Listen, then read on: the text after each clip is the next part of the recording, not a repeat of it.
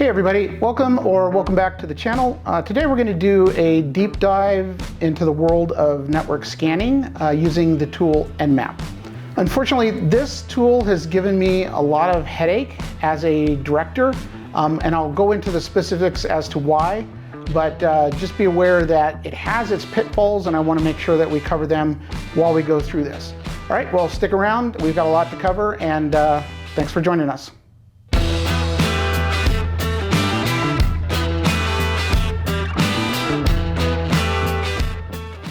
Now, whether you're a beginner or you're an advanced pen tester, this tool is an absolute must-have and a tool that we use all the time in the industry. But what's really funny about that is most pen testers don't actually understand the capability, the full capability of what the NMAP tool does.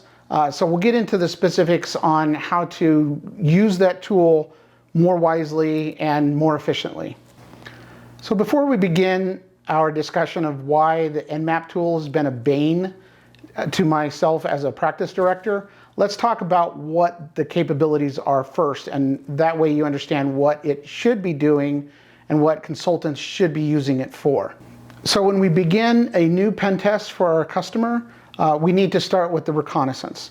Now, in the reconnaissance phase, what we're supposed to be doing is identifying the systems that we're going to target, identify what applications are running on there, what versions are running on there, and then also what the underlying operating system is. That's the basic core for reconnaissance using the NMAP tool. With all that information, we can identify if there's potentially exploitable vulnerabilities, and then we can start identifying how we want to attack those systems, what applications we go after first, second, third, etc. Basically, we want to make sure that we identify the lowest hanging fruit first so that we have the most time in our pen test to be able to be effective.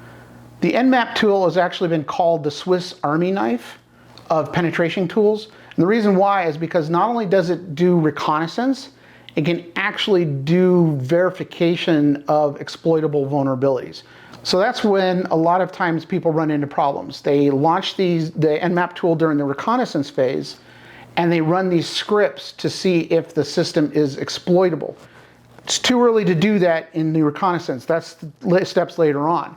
But like I said, we'll explore some of those problems as to why NMAP tool can really screw up a consultant later on in this video. But right now, let's talk about, again, the basics. So the NMAP tool was created by a guy who set up an nmap.org website, and he specifically set up scanme.nmap.org as a scanning target on the internet. So we're running a scan against an NMAP scan using the --A flag, which I'll talk about in great detail in a minute. What I wanted to show you is this output, and you'll see that on port 80, which is a web server, it says on the title, HTTP title says, go ahead and scan me. So we can go ahead and scan this target using the following steps. And I'll walk through each of those steps one at a time. Okay, so the first command we're going to do is the nmap-S against the scanme.nmap.org target. So you can see it was very quick, and it basically says that the system is up. And this should be a single command that you run to identify targets. You shouldn't start blending this. We'll talk about that here in a minute. So we've completed our -SP. We're ready to go on to the next stage, which is, again, identifying those ports that are open. All right, the next command is the nmap-S against the scanme.nmap.org target. So this is a request by our system to do a three-way handshake against the top known ports, the most commonly used ports on the target system. Okay, so very quick again, it only took, what, 2 seconds?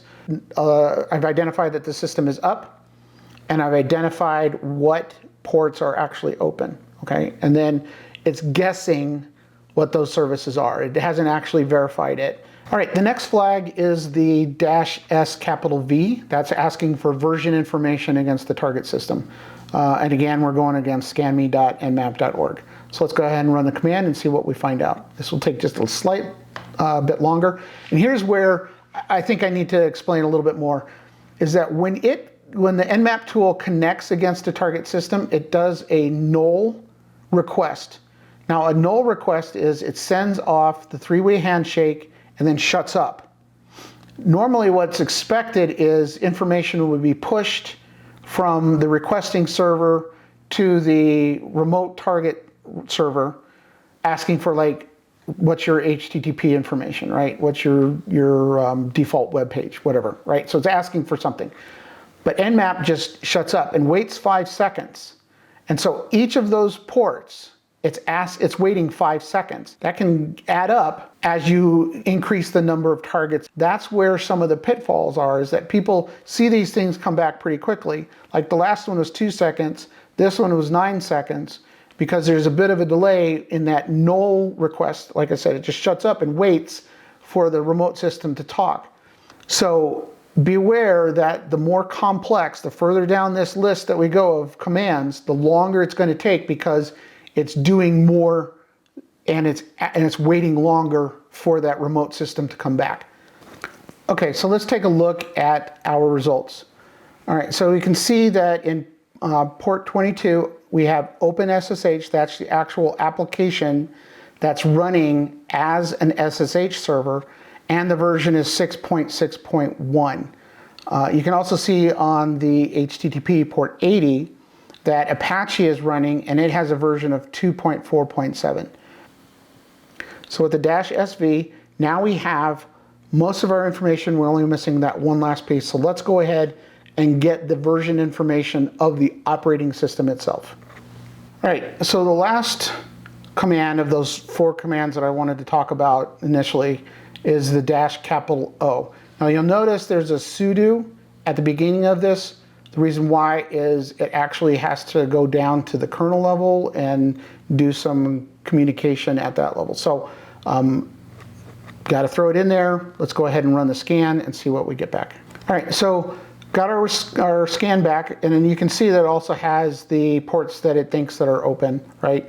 And then it tells you about what the aggressive OS guesses are, and it's running supposedly Linux 2.6.32. Okay, so now we have a good guess on what operating system we have. Now we know what applications are running on there, and we know what versions they have. If you do nothing other than those 4 commands, the ping, the ST, the SV, and the -O, that's enough. That will take you through an entire pen test. You don't have to do anything else after that. And again, if you chunk out and you make sure that you're only testing smaller pieces of a large network, and you're doing those 4 steps independent of each other, then you're going to have a successful reconnaissance against the target systems. All right, we'll get into the more complex stuff here in a minute, and then we'll talk about that -A flag as well.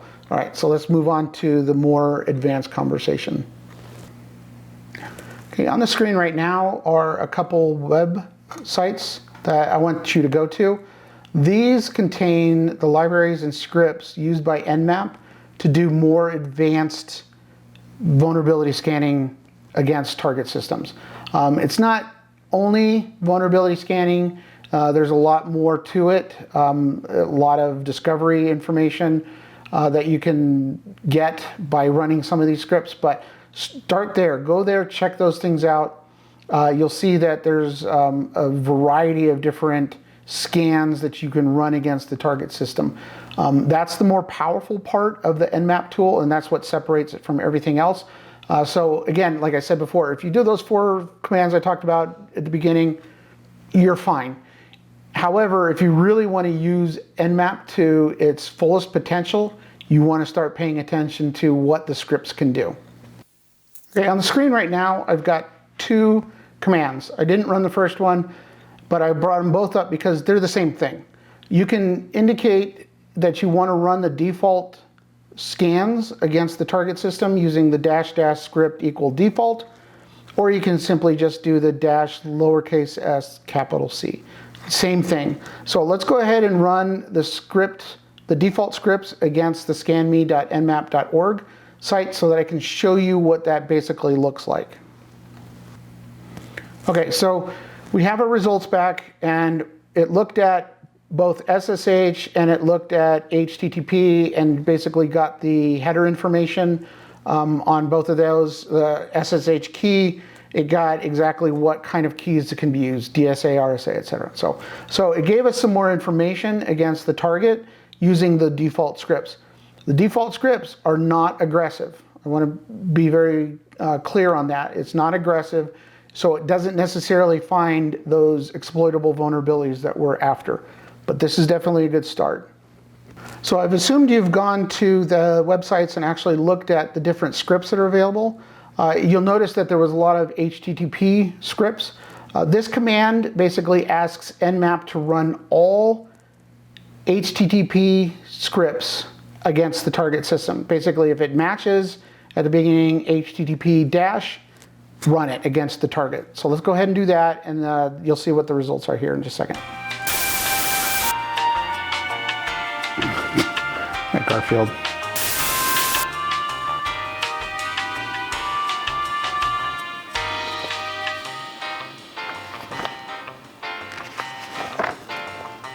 Ew.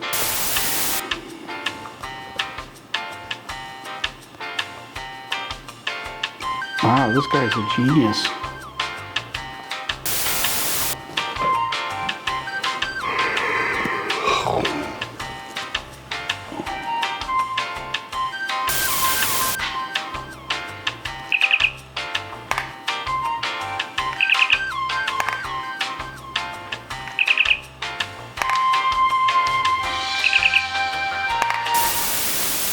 Okay, so we got the scan results back. It's taken a while. We'll get to that here in just a second, but I want to walk through what it found using the HTTP-*. So just be aware, what we asked it to do was test the site against all the scripts that were available related to HTTP. All right, so let's go ahead and go through those real quick. So you can see that it identified the different ports that were open.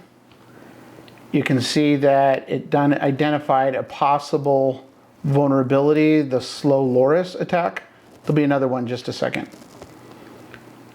And then it talks about some more information about the remote target, including potential applications that are running on it. Then we can see that it's 2.4.7 on the Apache server. We get some spidering that occurs, so it looked for anything of interest that maybe we could leverage. Later down here, it also talks about some of the directories that it found. Let me get to that. Here we go. So you know that the website has an image. It has a shared /CSS, shared /images, and then there's a JavaScript, which we would probably want to take a look at. And then finally, it shows that it completed the one scan, and it took over 2,000 seconds, which is basically works out to about 36 minutes. So that was just the HTTP scripts targeting this one system. One port, one system, all of the HTTP scripts. This is where people make mistakes, and this is where I end up wanting to flip tables when I see this.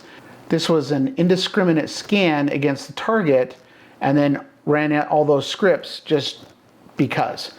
So the flaw in the methodology is that this should never be done during the reconnaissance step. This should be done when you've identified potentially exploitable applications that you want to test further to see if they're actually exploitable, right? So don't include this in your reconnaissance scan. However, these scripts are actually very powerful, so let's do another one and show you some of the complexity and how you can leverage some of the options and the regex in order to be able to do better, more targeted scripting scans against a target. Before we do that though, I want to talk about the categories that exist in the scripts. So these scripts are broken down into categories, and these categories indicate how aggressive these different scripts are. So do things like discovery or use the safe category on your initial scans. When you've identified a potentially exploitable vulnerability, or at least an application that might be vulnerable, then you can do more brute force type of scans or things that are a lot more aggressive. All right, so the next script that we're going to run is we want to do all the SSH scripts against the target, but we're going to exclude the brute. If we did the brute, it would actually try to brute force a username and password into SSH. I don't want to do that. Too soon to do that. This may not be the best tool to do that. So therefore, I'm excluding the brute force attacks from this command. So let's go ahead and run it. All right, so that one took 4 seconds. Very cool. But let's go ahead and see what kind of information I got out of it. Now remember, I did not do a brute force attack, so we won't see anything about trying to compromise access to the SSH server. So we can see that it supports public key and it does support password. That gives us a clue that we could probably try to do a brute force password attack against the SSH server. We see the different algorithms that it uses. We can see that what the SSH keys are.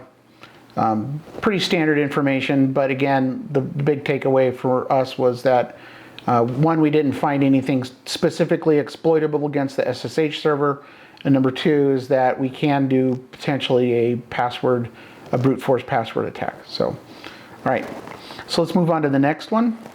So this next scan, I don't really care about what the information is that I get out of this. What I'm trying to do is show you how complex you can make these commands. You can really target down exactly what kind of information you're after. In this case, I'm looking for either default and vulnerable, I'm looking for all the SSH, and I'm specifically asking for SSH auth methods as well. So let me go ahead and run it, and we'll just take a quick look at the results. Okay, 4 seconds later, and we can see again basically what we identified earlier is that you can use public key and it can also use a password, yada yada. So same stuff basically before, but again, this was a very targeted request using those scripts. So you want to be as strategic as you possibly can in order to save a lot of time. So the next command, I actually don't really want to show you, but I have to show you. In fact, I've already done it earlier in this video, and that's using the -A. Now this is an aggressive scan against your target, and I see consultants using this too frequently. In fact, this command has probably given me more angst in my job as a director than any other tool or any other command out there. Okay, so we finished the -A scan, and you can see down here that it says it took 51 seconds. All right, so if you compare 51 seconds to all the other scans, which took 4 seconds, 5 seconds, you're into it for, at least 2 to 3 times as long just doing the -A. Now the -A does OS detection and it does version information, which is why a lot of people love it. And it also does some script scans against the target, which, as we've already discussed, is not something you should be doing during the reconnaissance phase. And so I've seen this happen over and over again, where consultants at the very beginning during that reconnaissance phase will use the -A as their first and almost only NMAP scan in order to collect as much information quickly as possible. But it's not quick. That's the problem. It's not quick. And this is, when I see this, this is when I want to start flipping tables. This is the thing that gets me more than anything else, especially when you're dealing with very large organizations that have a /16 or, heaven forbid, a /8. This -A is going to kill the success of your engagement. So one of the phrases that I heard early on in my career is that Linux doesn't suffer fools gladly. Basically what that means is if it will allow you to do anything. It will allow you to delete all the files on the hard drive, including the operating system, if you tell it to. It just assumes you're an adult and you know what you're doing, and it will just follow your command. The problem is that NMAP tool has that same mentality. It will do exactly what you tell it to do. So you need to plan in advance on how you're going to chunk out your scans to make sure that they complete in time. And the best way to do that is make sure that you follow those particular steps, that you identify that there's a system up and running, then you identify what applications are running on that, then you find out what those versions are, as well as the version of the operating system itself. Do it in 4 steps and do it in smaller pieces. Don't just assume that you can scan the entire network and throw a -A flag in there and assume it's going to finish and it's going to give you pieces of that information along the way. It doesn't. It doesn't give you anything as far as output until you complete the scan completely. So make sure you chunk it out, make sure you do those individual stages and do it correctly. Don't feel rushed, don't make that mistake. Okay, so let me give you a little war story. So this actually happened for a customer. It was a large customer, very large internal network, and we were doing an internal pen test. The consultant that was on there was a senior, but he was only allowed to perform the pen tests during non-business hours. So that caused problem number 1. He felt like he was under a time constraint, and it was a large network, and he felt like he only had a limited amount of time in which to do all this. So what he did is he did that dreaded -A scan, and it basically took up all of his time, and it didn't produce anything because by the end of his shift, his first shift, he didn't have any output. He didn't know anything about the network because that scan was not only doing all the identification, it was also trying to do all of the vulnerability scans against all the targets that it found in the network at the same time. So he ran out of time, he didn't have anything to show for it, and he was now down a day, and the scope only had a certain number of days in which we needed to complete this. Doing the after action review, I went through the log file information, the capture that we have for the shell, and sure enough, he had used the -A. He told us that, sure enough, it was there, and at that point, I just really wanted to flip tables because it made us look amateurish. It was, something that he probably knew he shouldn't have done, but because he was under a stressful situation based on the time constraints, he just went ahead and did it without actually thinking or communicating with the team lead. So if you don't want your directors, or you want your managers, or you don't want your team leads to start flipping tables on you, make sure you only use that -A flag on a very small subset of targets, and make sure that the best way to do it is not to use the -A at all, but to actually use those specific scripts that you want to use against those targets, against those specific applications. That's the best way to do it. So now I've used the -A myself. I don't want to say don't use it, but it's more of a hammer than a surgical knife. So when you're doing your pen test, it makes more sense to be very surgical than it is to just brute force this stuff. But the -A is there for a purpose. People use it. It makes sense, but only use it when it makes sense. All right, that's a wrap, folks. That's your crash course in using the NMAP tool for network scanning. Remember to use this tool only in ethical hacking situations, in an ethical manner, and only against the targets that your customer has approved within your scope of work.